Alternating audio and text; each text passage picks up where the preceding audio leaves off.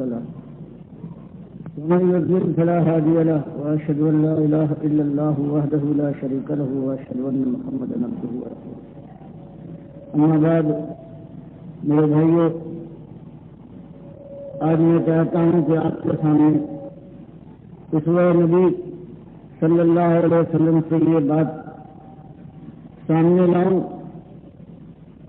کہ شیطان بہرحال سب سے زیادہ دشمن ہے ایمانداروں کا، اور اس کی کوشش یہ ہوتی ہے کہ کوئی ایمان کی طرف نہ جا پائے، اور اگر ایمانداروں کا کوئی گروہ مل بیٹھے اور جڑ جائے تو اس کے بعد کسی نہ کسی طرح سے ان کے اندر فراق پیدا کرو، لڑائی جھگڑا ہو تاکہ ان کی جمعیت منتشر ہو جائے۔ تو میں اللہ کے نبی صلی اللہ علیہ وسلم کے سنت اور اسوے کے ذریعے سے ایسے حالات میں کہ غلط فہمی کے موقع ہیں اور مخلصین ہیں، فداکار ہے، وہ اللہ کے نبی صلی اللہ علیہ وسلم سے ان کی ایک بات سے غلط فہمی میں مبتلا ہو جاتے ہیں۔ اللہ کے نبی صلی اللہ علیہ وسلم کو خبر دی جاتی ہے کہ معاملہ یہ ہو گیا ہے۔ وہ جانثار جو آپ کے اشاروں پر اپنی جان کو قربان کرنے کے لیے تیار رہتے تھے، اب ان کی زبان سے یہ باتیں نکل رہی ہیں۔ تو اللہ کے نبی صلی اللہ علیہ وسلم نے بجائے اس کے کہ وہ نبوت کے خلاف اور نبوت کی توہین سمجھتے اور جوش میں آنے کے بعد کوئی ایسا قدم اٹھاتے کہ اپنے جانثاروں کے اوپر سختی کرتے اور ان کی ساری پورے کارنامے کو پرت کر دکھاتے، اس کی کرنے اس کی بجائے، بلکہ پیغمبر ہے اللہ کی زمین کے اوپر، ان سے بڑا اللہ کی نگاہ میں اور کوئی پیدا نہیں ہوا، لیکن کس تحمل کے ساتھ وہ اپنے جانثاروں کی، اپنے ساتھیوں کی، اپنے امت کے خلوص کی قدر کرتے ہیں۔ اور کیا واقعہ پیش آتا ہے، یہ فتح مکہ کے بعد کا واقعہ ہے، اس کی ابتدا دکھانے کے لیے کہ 600 برس کے بعد حضرت عیسیٰ جو توحید کا دین لے کر آئے تھے، وہ بگڑتے بگڑتے یہ ہو گیا تھا کہ اب حضرت عیسیٰ خود اللہ کے ساتھ شریک ٹھہرائے گئے تھے، ان کے ماننے والے ان کو اللہ کا بیٹا بناتے تھے، اور اس طرح سے ساری دنیا کے اندر کہیں بھی توحید کی بات اور ایمان کی بات نظر نہیں آتی تھی نظر کرنے والوں کو۔ اللہ کے نبی صلی اللہ علیہ وسلم نے صرف اتنی بات بیان فرمائی ہے کہ میری بعثت سے پہلے اللہ نے ساری دنیا پر نگاہ ڈالی، جو مسلم کی حدیث میں ہے، اور اس کے بعد پروردگار ساری دنیا پر ناراض ہوا، صرف چند بقایا اہل کتاب تھے جو ایمان پر قائم تھے، ان کے علاوہ مالک نے سب کے اوپر اس کی نگاہ ڈالی۔ پھر پروردگار عالم نے اللہ کے نبی صلی اللہ علیہ وسلم کو اسی فرض منصبی کے ساتھ کہ قم فانذر وربک فکبر، کہ آپ اللہ کے آخری رسول ہیں، قیامت تک کے لیے آپ کی ذمہ داری ہوگی کہ آپ اپنی روش سے وہ طرح ڈال جائیں، وہ طریقہ واضح کر جائیں کہ جو اللہ کے بھٹکے ہوئے لوگ بندوں کو راہ دکھانے والا طریقہ ہو، منزل سے آشنا کرنے والا طریقہ ہو۔ تو وہی اللہ کے حکم سے اور پیغمبروں کی سنت کے اوپر وہی ایک مسئلہ اٹھایا ہے، جس کے لیے مالک فرماتا ہے ہم نے انسانوں کو اسی ایک مسئلے کی آزمائش میں مبتلا کرنے کے بعد ان کا امتحان لیا ہے، اور اسی کے اوپر ان کی کامیابی ہے ہمیشہ کی یا ناکامی سے مل جائیں گے، جہنم کی آگ ان کو گھیرے گی اور ان کی جلا جلا ڈالے گی، لیکن موت کا وہاں گزر نہیں ہے کہ سکون ملتا ہے۔ تو اللہ کے نبی صلی اللہ علیہ وسلم نے وہی جو قرآن کا کہنا ہے کہ اصلاح کا ایک ہی طریقہ ہے، ایک مسئلہ ہے جس کے لیے انسانیت کو آزمایا گیا ہے، اس کو انسان بھول جایا کرتا ہے، شیطان تبکیہ دیتا ہے کہ یہ کیا مسئلہ ہوا، یہ ایمان کی کیا بات ہے، یہ دنیا ہے، اس کی نرنگی دیکھو، اس کی صبح و شام کی رعنائیاں ہیں، یہ کام و دہن اور منہ کے مزے ہیں، یہ آنکھوں کے نظارے ہیں، یہ لباس کی زرق بک پوشاکیں ہیں، یہ سواریاں ہے، یہ ناچ و رنگ ہے، یہ حسن و جمال کے نظارے ہیں، یہ کہاں چند دنوں کی بات ہے، اس کے بعد کہاں یہ نظر آئیں گے، جو کر سکتے ہو آج کر دو۔ ایسی حالت میں مسئلہ ایک ہی اللہ نے بیان فرمایا، اور وہی مسئلہ آپ نے اٹھایا، وہ ایمان کا مسئلہ، اور یہی بات جو اللہ فرماتا ہے کہ جب ہم نے کسی کو بھیجا ہے تو اس کو یہی ہدایت کی ہے کہ اصلاح کا ایک ہی طریقہ ہے کہ جب خرابی پیدا ہوتی ہے اللہ سے دور ہو جانے سے، مالک کو بھلا دینے کے بعد انسان برباد ہوتا ہے، برباد ہوتا چلا جاتا ہے۔ یاد کرے اور پلٹے اپنے مالک کی طرف اور اپنے ایمان کو اور اپنی بندگی کو تازہ کر لے تو پھر خیر و برکت کے چشمے خود بہتے ہیں اور اللہ کی فضائیں اس کے اوپر رحمت کی بارش کرنا شروع کر دیتی ہیں۔ آپ نے اسی مسئلے کو اٹھایا ہے اپنی قوم کے اندر، جو مانتے تھے کہ آسمان کا بنانے والا اللہ ہے، ان کی زبان کا نام تھا اللہ کا، جو مانتے تھے زمین اس نے بچھائی ہے، ہوائے وہ چلاتا ہے، سارے انتظام اس کے پاس ہے، زندگی اور موت اس کے اختیار میں ہے، وہ قوم تھی۔ لیکن اس کے ساتھ اس نے وہی ایمان کے ساتھ وہ ظلم کیا تھا، وہی شرک کا ظلم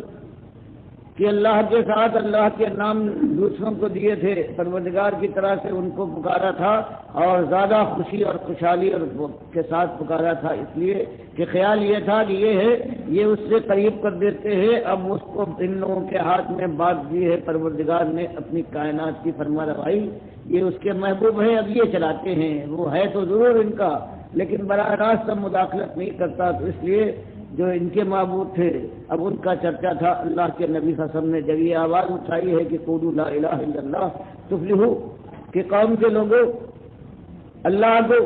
اپنے الہ کے متعلق کہہ دو کہ وہی ایک الہ ہے اور تم الہ کو کے متعلق جانتے ہو، تمہاری اب کی زبان ہے کہ جو خالق ہو اور مالک ہو، جو ایک حقدار ہو، بادشاہی اور حکومت کا سب جس کے چاکر ہوں اور سب کے محتاج اور اس کے سب محتاج اور اس کے نیچے ہوں، وہی الہ ہے، حکمرانی اس کو زیب دیتی ہے اور قانون اس کا حق ہے، بندگی اس کی ہونا چاہیے، کہا اس کا چلے گا، حرام و حلال کی قید اس کی مانی جائے گی، اس کے سامنے تم کو جانا ہے۔ تو وہ کہتے تھے کہ آخر آپ ہم کو کس چیز کی طرف بلاتے ہیں جو آپ کہتے ہیں ہم سب مانتے ہیں؟ اللہ کے نبی سے فرماتے ہیں بس ایک بات کہ تم چاہے یہ مانو، لیکن اس کے ساتھ تم نے اپنے وسیلے اور واسطے بنا لیے ہیں، ان کے ذریعے سے پہنچتے ہیں، براہ راست اس تک پہنچنا ممکن نہیں ہے، اور یہ بااختیار مقرر کر دیے گئے ہیں، ان کے پاس سب کچھ ہے، تو پھر اب ان سے تعلق ہونا چاہیے۔ تم نے اپنے مالک سے اپنا رشتہ کاٹ کر ان سے جوڑ لیا ہے، ان کو تم نے مالک سے زیادہ اپنا مالک سمجھ رکھا ہے، یہ شرک ہی نہیں بلکہ اللہ تعالیٰ کے ساتھ انتہائی ظلم اور شرک کی انتہا ہے۔ اسی کے اوپر تو قیامتیں ٹوٹی ہیں، ہر طرح سے ڈرایا گیا ہے، مارا گیا ہے، نکالا گیا ہے، رشوتیں دی گئی ہیں ہر قسم کی، کہ بس یہ بات نہ کہیے، باقی آپ جو کہنے کو کہیں ہم ماننے کو تیار ہیں۔ اور مسائل بھی تو بے حساب ہیں، آخر آپ کی قوم کس طرح سے اس پریشانی کی زندگی گزار رہی ہے، سوائے چند لوگوں کے باقی نہ زمین ہے جس کی کاشت کی جا سکے، نہ باغات ہیں، نہ یہاں بارش ہوتی ہے، اور پیٹ کی آگ میں جلتی ہے آپ کی امت کی اکثریت، اس کے لیے کچھ کیا جائے تو بات بھی ہے۔ یہ غلاموں کا مسئلہ نہیں کہ آپ کو نہیں بلاتا، اور کیا یہ غلامی جو اپنا ملک ہے اور اس کے شمال میں کتنا ملک کا حصہ ہے جس کو عیسائیوں نے ہتھیا لیا ہے، اور بحرین کے علاقے کے اوپر کسرا کی حکمرانی ہے، اور جنوب کے اندر پورا یمن کا علاقہ یہ ساری کالے عیسائیوں کے زیر ماتحت ہے، اور اس کے علاوہ کتنے مسائل ہیں۔ اب یہی ایک مسئلہ آپ کے پاس رہ گیا ہے، آپ یہ کیجئے کہ ایک قرآن میں غیر ھذا اور بدل ہو۔ ہم آپ کو اب بھی سمجھتے ہیں محبت کی نگاہ کہ ہماری آپ بھی اٹھتی ہے، لیکن ہم مجبور یہ ہیں کہ آپ نے یہ مسئلہ اٹھایا ہے، یہ ایمان اور بے ایمانی کا مسئلہ۔ آپ اس قرآن کو جو کہتے ہیں اللہ کی طرف سے آیا ہوا قرآن ہے، اس کے اندر یا تو دوسرا قرآن لے آئیے جس میں ہماری ان حضرات کی توہین اور ان کے ساتھ گستاخی نہ ہو، یا جہاں جہاں ایسا معاملہ ہے وہ بدل دیجیے، باقی ساری باتیں ہم ماننے کو تیار ہیں، آپ کے اوپر ہمارا اعتماد ہے، ہماری آنکھوں کے تارے ہیں۔ لیکن اللہ کے نبی صلی اللہ علیہ وسلم کو کہنا تھا یہ میری اپنی بات نہیں ہے، میں خود ہی اس کا پابند ہوں، یہ اللہ نے مجھ پر حکم کے ذریعے سے، وحی کے ذریعے سے اسے اتارا ہے، اور میں بھی مسئول اور اس کا پابند بننے والا ہوں اور الگ نہیں ہوں، اس میں تبدیلی کا کوئی امکان نہیں، اور اگر کبھی میں اس طرح سے تبدیل کرنے کی کوشش کروں تو وہ دن تو بہرحال آنے والا ہے کہ اللہ کی بارگاہ میں مجھ سے باز و پرس ہوگی، اور اللہ کا عذاب ایسا عذاب ہے کہ کوئی مجھے نہ بچا سکے، عذاب عظیم ہے۔ یہ باتیں ہوتی رہی اور برابر چھوٹے کھاتے رہے، کتنے ہیں جوان مرد کہ وہ سنا ہے انہوں نے، اور آخر میں ایمان لانے کے بعد اپنی جوانی کی ساری امنگوں کو انہوں نے تجزیہ ہے اور اپنی جوانی اور اپنی ریاست اور اپنے خاندان کی بڑائی کا جو معاملہ تھا وہ سارے خیالوں کو انہوں نے پاش کر ڈالا ہے اپنے ایمان کی ٹھوکروں سے، اور پھر ہجرت کی ہے انہوں نے،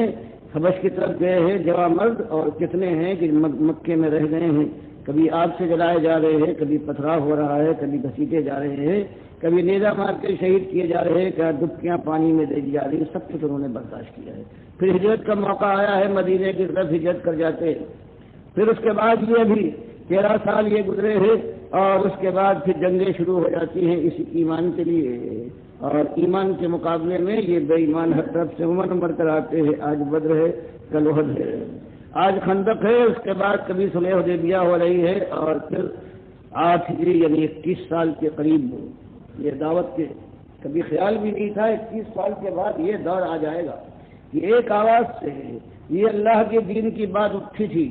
اور پھر اس کی مخالفت میں زمین اور آسمان نے قلابے ایک کر دیے تھے، لیکن اس کے بعد یہ 21 سال کے بعد یہ ہوا ہے کہ اللہ کے نبی صلی اللہ علیہ وسلم اپنے 10,000 مجاہدوں کے ساتھ مکے کے اوپر طرف بڑھتے ہیں، اور رمضان کے مہینے میں مکے کو فتح کرنے کے بعد پھر اس طرح سے جب داخل ہوتے ہیں، فاتحانہ داخل ہوتے ہیں، تو حال یہ ہے اللہ کے شکر میں کہ اپنی اونٹنی پر بیٹھے ہوئے ہیں، اور بجائے اس کی عقل سے اور شان کے ساتھ سینہ پھلا کر دنیا کی طرف متکبرانہ نگاہ ڈالیں۔ آپ کا عالم یہ ہے کہ اللہ کے احسان کا خیال کرنے کے بعد کہ مالک سب کچھ تو نے کیا ہے، آپ کی پیشانی جھکی جا رہی تھی کہ کجاوے کی پشت سے لگی جا رہی تھی کہ اللہ اس طرح سے اس پر بیٹھے ہوئے ہیں کہ مالک یہ تیرا احسان ہے، یہ میرے بس کی بات نہیں ہے، نہ میرے ساتھ ہی کچھ کر سکتے تھے۔ اس کے بعد پھر معاملہ آیا کہ جو لوگ مکے کے سردار اور ہمیشہ جنہوں نے دشمنی کی تھی، اب وہ پریشان ہیں کہ اب معلوم نہیں کیا، اب نکلنے کی تیارہ بھی نہیں ہے کہ اتنی فوج کے نرغے سے نکل جائیں، اور یہ اعلان بھی سن چکے ہیں کہ جو اپنا گھر بند کر لے وہ محفوظ، جو خانے کعبہ میں چلا جائے اس کی جان محفوظ،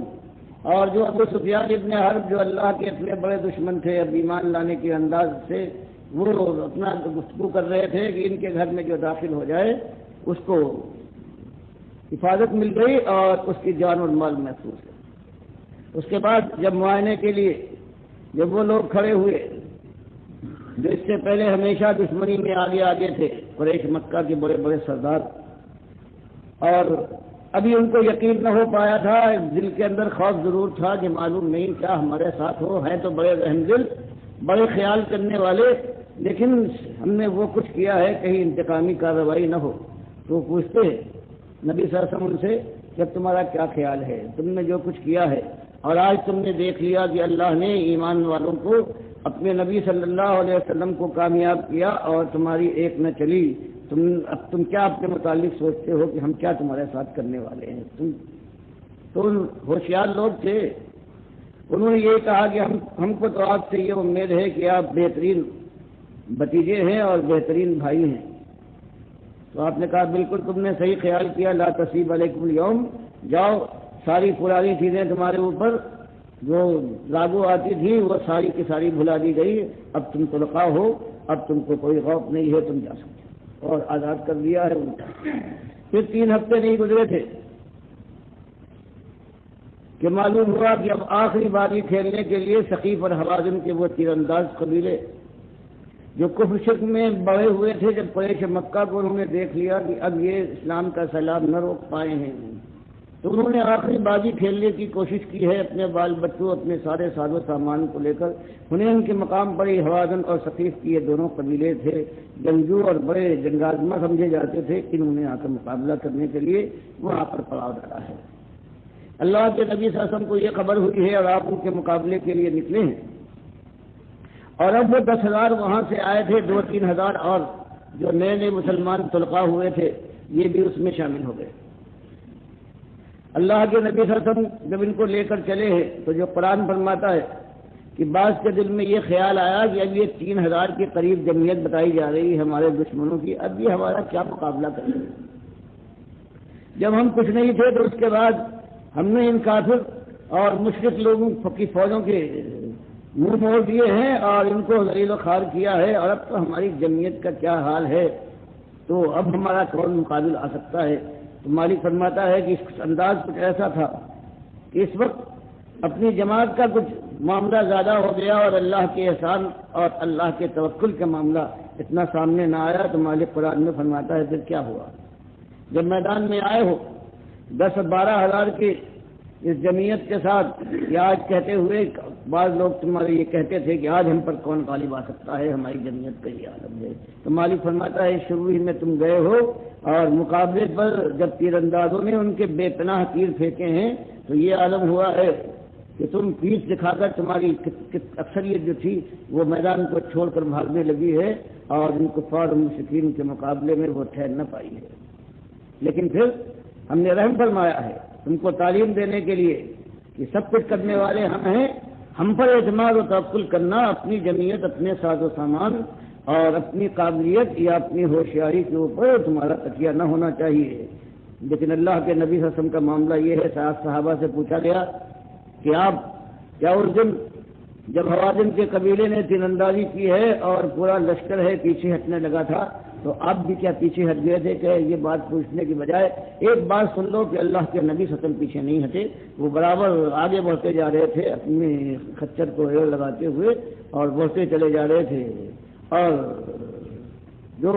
ان کے چچا زاد بھائی جو بدترین کے دشمن تھے ابو سفیان ابن حارث، جو ہمیشہ زندگی میں چچا زاد بھائی ہوتے ہوئے اتنے قریبی ہوتے ہوئے اور انتہائی دشمنی کی زندگی گزاری تھی انہیں، اور جب فتح مکہ کے دن وہ چاہتے تھے کہ ملک چھوڑ کر چلے جائیں تو ان کے عزیزداروں نے کہا کہ ابو سفیان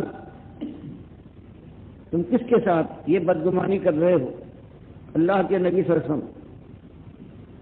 ایسے ہیں کہ زندگی بھر کے اپنے دشمن کو معاف کر دیں گے اگر تم سرکشی کی بجائے ان کے پاس چلے جاؤ۔ تو وہ گئے ہیں، اپنے بیٹے کو بھی لے گئے ہیں اور سلام بھی کیا ہے، لیکن اللہ کے نبی صلی اللہ علیہ وسلم سے اس قدر ناراض تھے، ان کی وہ دشمنی ہو رہی ہے پوری کہ آپ نے ان کی طرف التفات نہ کیا، منہ پھیر لیا۔ دوسری طرف گئے ہیں، پھر آپ ان سے منہ پھیر لیا۔ جب انہوں نے یہ حالت دیکھی مایوس ہو کر کہنے لگے کہ میں اب چھوڑ دوں گا اس ملک کو، جب نبی صلی اللہ علیہ وسلم خود میری بات مجھ پر نگاہ ڈالنا گوارا نہیں کرتے، اب میں الگ ہو جاؤں گا، اب میں دنیا کو چھوڑ دوں گا۔ سب لوگوں نے بتایا ہے تو آپ نے کہا کوئی بات نہیں، معافی دی ہے۔ تو اب ان کے چند ہفتوں کے بعد ان کی آزمائش کا موقع آ گیا، تو ایسے جوان مرد تھے کہ بہت سے لوگ پیچھے ہٹ گئے ہیں، لیکن یہ آپ کی مہار پکڑے ہوئے آپ کے ساتھ تھے۔ پھر اللہ کے نبی صلی اللہ علیہ وسلم نے یہ حالت دیکھ کر اپنے چچا عباس ابن عبد المطلب کو حکم دیا کہ چچا آواز لگائیے، یہ لوگ جو واپس چلے جا رہے ہیں۔ تب انہوں نے آواز لگائی ہے یا معاشر الانصار یا معاشر المہاجرین یا اصحاب الشجرہ، کہ گروہ مہاجرین کہاں چلے اور گروہ انصار تم کہاں، اور اصحاب شجرہ جنہوں نے نبی صلی اللہ علیہ وسلم کے ہاتھ پر مرنے پر بیعت کی تھی سن 6 ہجری کے ذوالقعدہ کے مہینے میں، حدیبیہ کے مقام پر تم کہاں چلے؟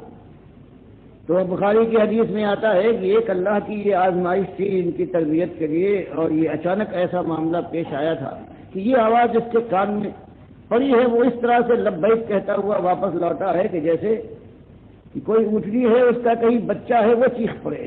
تو وہ اتنی بے قرار ہو کر دوڑتی ہے اپنے بچے کی طرف، اور اس طرح سے یہ صحابہ کرام، یہ انصار و مہاجرین تھے، اصحاب الشجرہ تھے، کہ ان کے کان میں یہ دیکھ کے آواز پڑ گئی ہے، وہ واپس لوٹے ہیں، اور پھر اس کے بعد بازی الٹ گئی۔ اسی وقت اللہ نے رحمت فرمائی ہے، اور وہی یہ قبیلے والے جو حوازن و ثقیف کے لوگ تھے، 3000 کی تعداد تھی، اپنے بال بچوں، اپنے مویشیوں، ہر چیز کے ساتھ یہ لے آ گئے تھے تاکہ ان کی وجہ سے وہ میدان سے فرار کی صورت میں دیکھیں، تو لیکن سارے کے سارے تھے قیدی بنے ہوئے کھڑے ہوئے تھے، اور ان کا سارا مال و اسباب تھا جمع تھا۔ اللہ کے نبی صلی اللہ علیہ وسلم نے یہ کہا کہ اب جو باقی لوگ جو بھاگ کے گئے ہیں وہ طائف میں انہوں نے پناہ لی ہے، تو یہ جو مال غنیمت ہے اور یہ قیدی ہیں یہ جیرانے کے مقام پر یہ ٹھہرے، اور میں اس کے بعد آ کر فیصلہ کروں گا طائف کی جنگ کے بعد۔ تو آپ نے طائف کا محاصرہ کیا ہے، اور وہ محاصرہ انتہائی سخت تھا۔ 2 ہفتے کے سے زیادہ بھی گزر گئے ہیں اور فتح ہونے کو نہ آیا. آپ کی طرف سے اعلان کر دیا گیا کہ جو غلام ہے اور تو کوئی نہیں، اگر ایمان لا کر ہمارے پاس کسی طرح سے پہنچ جائے وہ آزاد ہو جائے گا. تو ابو بکر رضی اللہ تعالیٰ عنہ لوگوں میں شامل ہیں کہ وہ اس طرح سے اس سے فائدہ اٹھایا ہے اور آ کر یہ مل گئے ہیں اور اس طرح سے آزادی انہوں نے حاصل کر لی ہے. غرض عبداللہ ابن عمر رضی اللہ تعالیٰ عنہ کہتے ہیں کہ جب اس حالت کے بعد ایک دن اللہ کے نبی صاحب نے فرمایا کہ اب واپس چلیں گے، محاصرہ اٹھا لیں گے، تو صحابہ کرام نے کہا کہ ابھی بغیر فتح کیے ہوئے، حالانکہ تکلیف پر تکلیف ہو رہی تھی. تو اللہ کے نبی صاحب نے بجائے اس کے کہ اپنا نافذ کرتے، کہا اچھا ٹھہر جاؤ، نہ جاؤ نہ، تو تمہاری رائے، اپنی رائے جو ہے اسی پر قائم رہو. ایک دن اور رہے، اس کے بعد اور زیادہ تکلیف پہنچی صحابہ کرام کو. تب دوسرے نبی سے فرمایا جب محاصرہ اٹھا کر واپس چلتے تب کوئی نہیں بولا تو آپ مسکرائے. کل یہ تیسری تھی، آج وہ حالت دیکھنے کے بعد کوئی بولنے والا نہیں. اللہ کی مرضی یہی تھی، خود وہ آپ سے آپ آ کر ایمان لے آئے ہیں وہ لوگ، اللہ کی. غرض اب جب جیرانہ پہنچے ہیں آپ تو وہاں پر مال غنیمت کی تقسیم آپ نے فرمائی، اور اس کے بعد قریش مکہ کے وہ سردار جو اس سے پہلے اسلام کے بڑے دشمن تھے، اب ابھی چند ہفتے پہلے ایمان لائے تھے، ان کے دل کو رکھنے کے لیے، تالیف قلب کے لیے ان کو بڑے بڑے عطیے دیے، کسی کو 100 اونٹ، کسی کو بکریاں دی. اس طرح سے. اور انصار جو قریب انصار تھے یا اپنے قریب جو مہاجرین تھے ان کو آپ نے نہیں دیا. اس طرح سے حضرت سعد بن ابی وقاص کی بات آتی ہے کہ ایسے موقع پر آپ نے ان صاحب کو جن آپ کی نگاہ میں زیادہ مخلص تھے ان کو آپ نے نہیں دیا اور دوسرے کو نوازتے رہے. آخر میں بتایا جس کے اوپر مجھے اعتماد ہوتا ہے، جانتا ہوں اس کو یہ پیسہ اس کو نہیں روک سکتا. کسی کا دل جو ہے وہ جیتنے کے لیے، تالیف قلب کے لیے تو کمزور لوگوں کو میں چھاٹتا ہوں. یہاں بھی آپ نے یہی روش اختیار کی. لیکن غلط فہمی کا موقع تھا. شیطان نے بعض نوجوانوں کے دل میں، انصار کے نوجوانوں کے دل میں یہ بات ڈالی کہ جب خون خرابے کا موقع ہو، جب جانثاری کا موقع ہو، جب سر قربان کرنے اور آپ کے گرد اپنی جانوں کا قلعہ بنانے کا موقع ہو، اس وقت تو ہم ہیں. اور اس کے بعد جو فتح ہو جائے اور دینے کا موقع آ جائے تو اس کے بعد پھر اپنی قوم زیادہ یاد رہتی ہے. ہوتا ہے شیطان کا موقع ہے، بہرحال ایک سے ایک مخلص ہے، اس کے دل میں کبھی ایسی بدگمانی پیدا ہو جاتی ہے، شیطان کا تو یہ کام ہے. اور اس طرح سے بعض انصار کے نوجوانوں کی یہ بات ہوئی اور آپ تک یہ پہنچی. اب بجائے اس کے کہ آپ ان سب کو بلاتے کہ ایمان لائے ہو، میں رسول ہوں تمہارا، اور تم نے ایسی بات کی ہے، تم مرتد ہو، تم ایسے ہو. اللہ کے نبی صلی اللہ علیہ وسلم کو جو مالک نے دل دیا تھا انصاف والا، اور بتایا تھا کہ کونوا قوامین بالقسط شہداء للہ، اور جو آپ کی رحمت تھی، جو دل دیا تھا اپنے ساتھیوں کے ساتھ بڑی سی بڑی بات ہو جائے تو انسانیت کی کمزوری کو اور انسانی بات کو آپ پہچاننے والے تھے. بجائے اس کے کہ برا مانے، آپ نے کہا جمع کرو سب کو. سارے انصار کو ایک خیمے میں جمع کرنے کے بعد آپ نے خطبہ دینے کے بعد ان سے کہا حمد و ثنا کے بعد، کیا یثرب کے رہنے والوں، کیا تم اس بات کے اقراری نہیں ہو کہ تم آپس میں ایک دوسرے کے خون کے پیاسے اور دشمن تھے؟ اللہ نے میرے ذریعے سے تمہارے درمیان الفت ڈالی. کیا تم آپ کے گڑھے کے کنارے نہیں کھڑے ہوئے تھے؟ میرے ذریعے سے اللہ تعالیٰ نے تم کو بچایا اس سے. ہر بات پر وہ انصار کہتے جائیں کہ بالکل صحیح ہے، یہ آپ کا احسان ہے اللہ کا، اللہ نے آپ کے ذریعے سے ہم پر یہ احسان کیا ہے، آپ کے ذریعے سے. بالکل آپ ہر بات کی وہ تائید کی تو آپ نے کہا نہیں، یوں نہیں بلکہ یوں کہو، جب آپ کی قوم نے آپ کو نکالا ہے، آپ کے خون کے پیاسے ہو گئے ہیں اور کوئی آپ کا حمایتی نہیں تھا، تو ہم نے آپ کی حمایت کی، آپ کے گرد اپنی جانوں کا قلعہ بنا دیا. اور اگر تم یہ کہو گے انصار تو میں کہوں گا تم بالکل سکتے. ان انصار ہیں یہ کم ہوتے جائیں گے، دنیا تو بڑھتی جائے گی. اور سن لو، اگر انصار ایک راستے پر چلے اور ساری دنیا دوسرے راستے پر جاتی ہو تو میں انصار کے ساتھ دوں گا. اور اگر کہیں ہجرت کا معاملہ نہ ہوتا تو میری خواہش یہ تھی کہ میں انصاروں میں شامل ہو جاؤں، تو میرے انصاریوں کیا تم یہ پسند نہیں کرتے کہ دوسرے لوگ اونٹ لے کر جائیں گائے اور سونے اور چاندی لے جائے اور تم اپنے ساتھ اپنے نبی محمد صلی اللہ علیہ وسلم کو لے جاؤ؟ یہ اس کہنا تھا کہ چیز پڑے ہے کہ ہمیں اس کے علاوہ ہمیں کچھ نہ چاہیے. اور روتے روتے ان کے آنسوؤں سے داڑھیاں ان کی طرح ہو گئی ہیں ان جوان مردوں کی بدروحت سے. تو یہ موقع ہوتا ہے. اللہ کے نبی صلی اللہ علیہ وسلم کے طریقہ یہ نہیں ہے کہ اس کے بعد کوئی بات ایسی آ جائے, کوئی ہمارے یہاں بزرگ ہے یا کسی موقع پر ہمارے ساتھ کوئی امر میں سے ہے, کوئی ناظم ہے یا امیر ہے, کوئی ایسی بات ہو جائے اور کہیں اس کے خلاف کوئی بات غلط فہمی ہے کسی بھائی, تو اس کے معاملے یہ نہیں ہوتے کہ اس کے پیچھے پڑ جاؤ اور اپنی انا گفت انسان کو چاہے. اب انا اگر ہونا ہوتی تو سب سے زیادہ مصاب جو ہے وہ اللہ کے نبی ہو سکتے ہیں صلی اللہ علیہ وسلم پر, جس کے اوپر مومن ایمان لاتا ہے, کلمہ پڑھتا ہے, اس میں شامل کرتا ہے اللہ کے رسول ہے اور اللہ کے بندے ہیں. تو ان کا طریقہ آپ دیکھیے کس طریقے سے وہ قدر کرتے ہیں, پہچانتے ہیں کہ معاملہ کیا ہے. انسانیت کی جو کمزوری ہوتی ہے وہ ان کی نگاہ میں ہے, تو بجائے اس کے کہ اپنی کوئی بڑائی کو اندر آ کے اگر وہ چاہتے تو یہ بھی کہہ سکتے تھے کہ بالکل سب کچھ تم نے یہ باتیں نکالی ہیں, تم یا تو منافق ہو اور یا مرتد ہو گئے ہو. لیکن آپ نے کس انداز سے بات کہی ہے, تو آپ کے سامنے اس کی بات کہ جو بات آپ کرنے اٹھے ہیں اللہ نے جس کی توفیق دی ہے, جس کے عزم اور ارادے ہیں, بہرحال جو سیرتیں اور جو بات ہے وہ تو اس سے کہیں مقام نہیں ہے. اس کا جو صحابہ اور اللہ جن کا سردار ہو, جن کا رہنما ہو اللہ کے رسول آخری رسول. لیکن بات جب اٹھائی ہے اور اللہ سے توفیق مانگی ہے, جہنم سے بھاگنے کا دل کے اندر سودا ہے اور جنت کے حصول کے لیے اگر جان ہے تو اس کے بعد پھر ایک ہی چیز ہے, یہ کام اسی طرح سے ہوگا, انہی انداز پر ہوگا, انہی معیار پر ہو سکے گا کہ جو قرآن اور حدیث کا معیار ہے اللہ کے نبی صلی اللہ علیہ وسلم نے اور آپ کے ساتھیوں نے یہ کام جس طرح سے کیا ہے, جو داغ بیل ڈالی ہے کہ سب کچھ ہو رہا ہے. اللہ کے نبی صلی اللہ علیہ وسلم کی گردن کے اوپر چادر ڈال کر گلا گھوٹا جا رہا ہے, کوئی پتھر اٹھا کر آپ کو اوپر سر کو چلنے کو آگے بڑھ رہا ہے, کسی کا حال یہ ہے کہ اوجھلی ڈال دی ہے, کوئی مار رہا ہے. اور اس کے بعد صحابہ کرام کو صرف یہ حکم دیا گیا ہے کفو ایدیکم واقیموا الصلاۃ, ابھی وہ موقع نہیں آیا ہے, ورنہ یہ جواب کچھ نہ کر پاتے. ٹھیک ہے لیکن اپنے اپنے بال بچوں کو یہ قربان کر دیتے اور اسی وقت جنگ پر پل پڑتے کہ کچھ ہو جائے. اللہ کے نبی صلی اللہ علیہ وسلم کے ساتھ یہ معاملہ, لیکن کہہ دیا گیا کہ نہیں برداشت کرو اور یہ دعوت کا مقام ہے, اس کے اندر پھر انتقام کا معاملہ نہیں ہے بلکہ چوٹے کھاؤ اور سیلان اور اس کے بعد زخم کھاؤ اور اس کے بعد شیرانہ وار چاٹ جاؤ. اور جب موقع آئے گا اس کے بعد جب تلوار یا فولاد کا موقع آئے گا تو فولاد تو رسولوں نے اٹھایا ہے. آخر کار اللہ تو یہی فرماتا ہے لقد ارسلنا رسولنا بالبینات وانزلنا معهم الکتاب والمیزان لیقوم الناس بالقسط وانزلنا الحدید فیہ باس شدید ومنافع للناس وليعلم الله من ينصره ورسوله بالغیب ان اللہ قوی عزیز. یہ ایک آیت ہے سورہ الحدید کی کہ فرمایا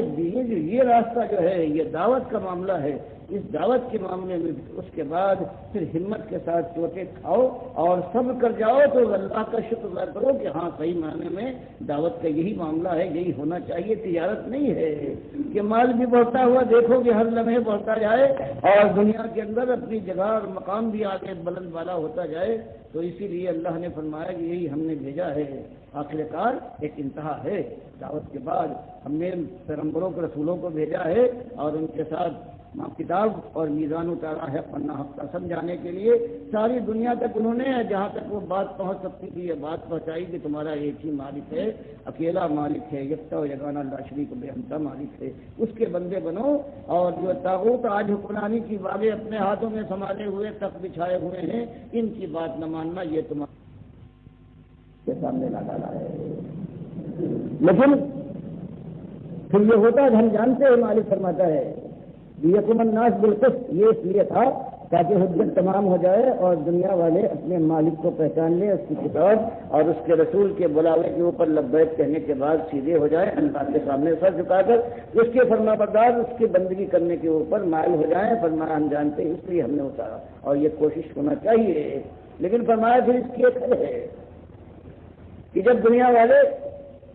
یہ بات ماننے سے انکار کر دے اور کوئی اب چار ایک نہ رہ جائے تو مالک نے فرمایا جب بات پوری پہنچ جائے, اسلام میں حجت ہو جائے اور برات تک کا معاملہ ہو جائے ہجرت پر, اللہ کے یہ بندے مجبور کر کے اپنا کہیں سہارا اللہ کی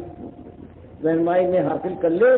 تو اس کے بعد مالک نے فرمایا پھر ہم نے ان کے ہاتھ میں ایک اور چیز بھی پکڑا دی وانزلنا الحدید، اور ان کو حکم دے دیا کہ یہ سمجھا زبان کی باتیں بہت کرتے رہو، لیکن اس کے ساتھ ساتھ ایک اور کام بھی کرنا ہے، یہ فولاد جو ہے اس کو ہاتھ میں لو۔ اور اس کے بعد فولاد کی زبان سے بہت سی باتیں وہ سمجھ میں آ جاتی ہے کہ جو اپنی گوشت کی زبان سے نہیں سمجھ میں آتی۔ فرمایا یہ ہم نے بتایا ہے، تو وہ وقت جب آئے گا اللہ لائے پروردگار اور بات ہو جائے، صاف ہو جائے، یہ اپنی قوم اور غیر قوم کا معاملہ نہیں ہے، بلکہ یہ ہمیشہ یہی ہوا ہے۔ آخر بنو اسرائیل میں سارا کچھ ہوتا رہا ہے، اس ظالموں نے حضرت عیسیٰ تک کو پھانسی پر چڑھوانے کی کوشش کی اور بات کی ناکام رہے۔ تو بہرحال معاملہ یہی ہے کہ یہ دور گزر رہا ہے، اس کے اندر پورے ہوش و حواس کے ساتھ جب تک علم نہ ہوگا، بغیر اس کے علم کے تو کوئی قدم اس راستے میں بہرحال ٹھیک نہیں ہو سکتا۔ اس کے اندر تو ہر موقع کے لیے سوچنا پڑے گا کہ قرآن کا حکم کیا ہے، اللہ کے نبی صلی اللہ علیہ وسلم نے کیا رویہ اختیار کیا ہے، صحابہ کو کیا تعلیم دی ہے، اور اس کے بعد پھر جیسے منازل آتے جائیں قبول ہوں گی۔ ہمارا علم معلوم، ہماری سیرت دنیا کے سامنے ہے۔ کیا ہمارا مقابلہ کبھی ان اللہ کے بندوں سے ہے جو رسولوں کے ساتھ ہوتے ہیں، ہماری کیا حیثیت ہے، لیکن اللہ نے وعدہ کیا ہے کہ مالک کمزوروں کو کبھی کر دے گا، جاہلوں کو اگر وہ خلوص کے ساتھ ہوں تو مالک فرماتا ہے لَنَهْدِيَنَّهُمْ سُبُلَنَا، بس صحیح معنوں میں خلوص کے ساتھ یہ لگن ہونا چاہیے کہ اللہ راضی ہو جائے، مالک کی آگ ہمارے لیے بجھ جائے، پروردگار کا دین دنیا میں غالب ہو، اور جنت کی بادشاہ لہاتے ہوئے باغات جن کا اللہ نے وعدہ کیا ہے، اور جو کہا ہے کہ وہاں پہنچ جاؤ تو نہ کبھی موت ہے اور نہ تمہاری خواہش کے راستے میں کوئی رکاوٹ پیدا ہوگی، لہم فیہا ما یشاؤون، اب ان کی مشیت ہمیشہ راج کرے گی، اور مشیت سے بھی آگے فرمایا وَلَدَيْنَا مَزِيدٌ، اور یہ سوچ بھی نہ پائیں تو ہم وہ ان کو دیں گے۔ تو یہ ایک ہے مسئلہ آج ہمارے سامنے بھی ہے۔ آج سب سے بڑا مسئلہ یہ ہے کہ یہ بات نہیں ہے کہ ہم کوئی نئی بات نکال دیں، بس بات وہ ہے جو ہم کہتے ہیں وہی 1400 برس پرانی بات جو پہلے گزر چکی ہے، اس کو واپس جو آج تمہارا نظام جس دین کو تم لے کر چلے ہو، یہ دین ہے، یہ شیطان کا دین ہے، یہ اللہ کے رسول صلی اللہ علیہ وسلم کے اوپر یہ دین نازل نہیں ہوا، یہ تصوف کا تمہارا معاملہ، یہ تمہارے عقائد ہے، یہ تمہارے ولی اللہوں کا جو معیار ہے، جو اللہ کے دشمن اور تابوت کو تم نے سر پر چڑھا رکھا ہے، اللہ کی کتاب کو تم نے پس ڈالا ہے، قوم کے لوگوں، اللہ کے نبی صلی اللہ علیہ وسلم کی سنت سے تم گریزہ ہو اور تم نے ان کو بنا لیا ہے، یہ تابوت، ان سے چھٹکارا حاصل کرو اور اللہ کے بندے بن کر خاموشی کے ساتھ اللہ کے سامنے سر جھکا کر اور خاکساری اور پروتنی کے ساتھ اللہ کی راہ میں پہلے خود مومن بنو اور اپنی زندگی سے اللہ کی بندگی کا حق ادا کرنے کی کوشش کرو، اس دنیا کو ہوشیار کرو، بلاؤ ڈراؤ اس کو آگ سے، اور پھر سنت نبی کا جامع پہن کر وہی عبادات ہو، وہی شفق ہو اللہ کی بندگی کے اندر، وہی انداز ہو اور وہی ہو خلوص اور ریاکاری اور شہرت پسندی اور دنیا جو آج باہر کھولے ہوئے ہر ایک کو مائل کر رہی ہے، اس سے ہوشیار کرو۔ تب کہیں جانے کے بعد آج کا جو معاملہ ہے جس طرح سے بیٹھے ہیں ہم اور آپ، پھر اس کے بعد پھر اللہ فرماتا ہے اگر یہ کام کر لو گے تو چند دنوں کی بات ہے، کچھ دن گزریں گے، کچھ راتیں بیتیں گی، اور اس کے بعد پھر علی سرر موضونہ، پھر اس کے بعد ہمیشہ کے لیے سونے چاندی کے سرور پر تختوں کے اوپر اور اس پر بیٹھو گے، موزونہ جو جڑاؤ سونے اور چاندی اور ہیرے و جہاز سے مرصع ہوں گے، متقین علیہ متقابلین، آمنے سامنے بیٹھیں گے، تکیہ لگا کر بیٹھیں گے، یہ شہزادے ہیں جنت کے والد بنے یطوف علیہم ولدان مخلدون، اور پھر جو بہاریں ہیں ان پر ٹوٹ کر برسیں گی اور اپنا سب کچھ ان پر شامل کر دیں گی۔ جوانی کے اندر ہر لمحہ ازدیاد، حسن و جمال میں بڑھوتی کا عالم یہ ہے کہ مسلم کی حدیث میں کہ اللہ کے دربار میں جو وہاں کا ہفتہ ہوگا وہاں ہر جمعے کو جائیں گے، اللہ کے دربار میں اور کوئی بھی ایسا نہیں ہوگا جس سے اللہ براہ راست خطاب نہ کر چکا ہو۔ جب وہ واپس آئیں گے تو معلوم ہوا وہاں بھی یہ مرد اور عورتوں کا یہ اختلاط جو یہاں ہو رہا ہے صاحب النعم والا، یہ وہاں بھی نہیں ہوگا۔ جب گھر آئیں گے تو ان کے بیویاں وہ کہیں گی جو آپ یہاں سے گئے تھے تو آپ کا حسن جمال کیا کہنا، لیکن اب جب آئے ہیں تو کہیں اس سے بڑھ گیا، تو وہی جواب دیں گے آنے والے یہ جنتی مرد کہ تمہارا بھی یہی حال ہے، تم کو چھوڑ کر گئے تھے تب بھی تم حسن جمال میں تمہاری انتہا تھی، اب تو کچھ اور زیادہ ہو گیا۔ تو یہ معاملہ ہے، یہ اس طرح سے حاصل نہیں ہوگا کہ ہاتھ پر ہاتھ دھرے بیٹھے رہے یا نعرے لگ رہے ہوں، مجمع ہوں، اسلامی قافلہ جا رہا ہے، بڑھ رہی ہے مسلم فوج، جیسے دریا جیسے موج اس میں شامل ہو جائیں، نعرے لگا رہے ہیں یا علی کے نعرے ہیں